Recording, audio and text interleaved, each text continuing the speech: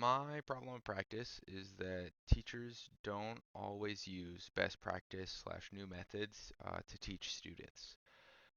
Some of the reasons why I think this is happening with more seasoned teachers and new teachers is that the first one is there's a lack of professional developments.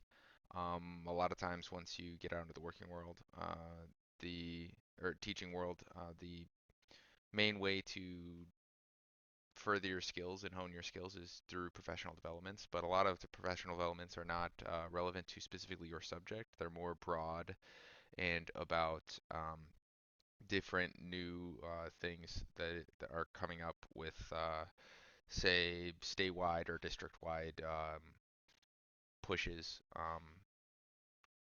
Other things are there's not many examples of the new best practices, especially if they're different than what you did growing up.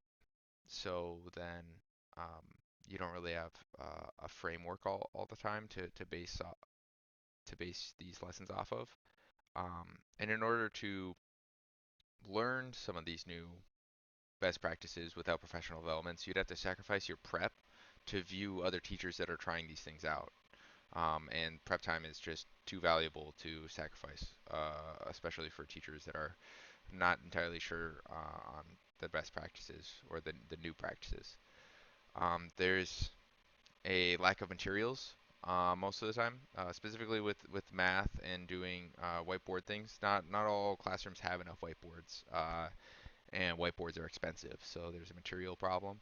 Um, Most classroom setups adhere towards direct instruction or small group work in some way, and that is not the same as the whiteboards and lots of movement and an open classroom type of an idea. They sort of clash against each other a lot. Um, Another thing is that new methods teachers haven't experienced are a lot of times the new slash best practices that we hear about in our methods courses.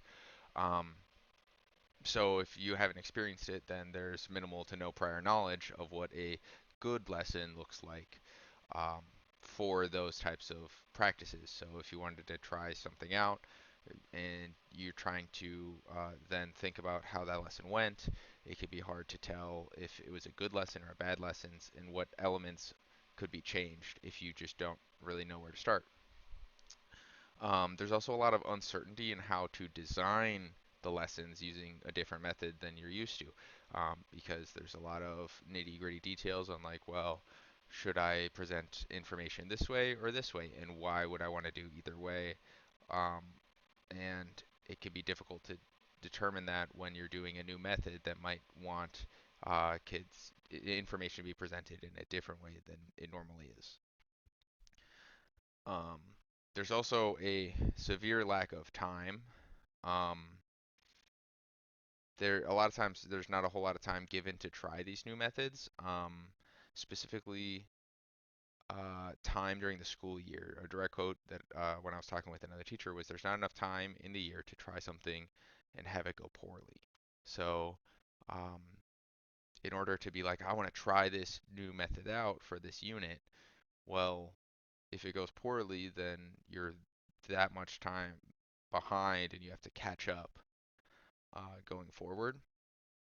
So then you're pulling double duty for double that amount of time, um, which is both hard for you and hard for the students. Um, so then the time aspect makes it more risky to try these new practices. Um, so between the currently there are no class specific trainings. And by class specific, I mean some teachers were asking that if they were to try these new practices, they want specifically not just like in a math classroom, but specifically for each course, what types of best practices or lessons, what would that lesson look like for that specific course? Like an algebra course versus geometry course, because it would look different there versus like an AP calculus course. They would all look different in terms of the students that are in there and the content and how that applies there. And then there's not enough time allotted to learn and feel comfortable with the novel methodology. So all of that culminates to a lack of training, which then teachers don't always end up using the best practice or new methods to teach.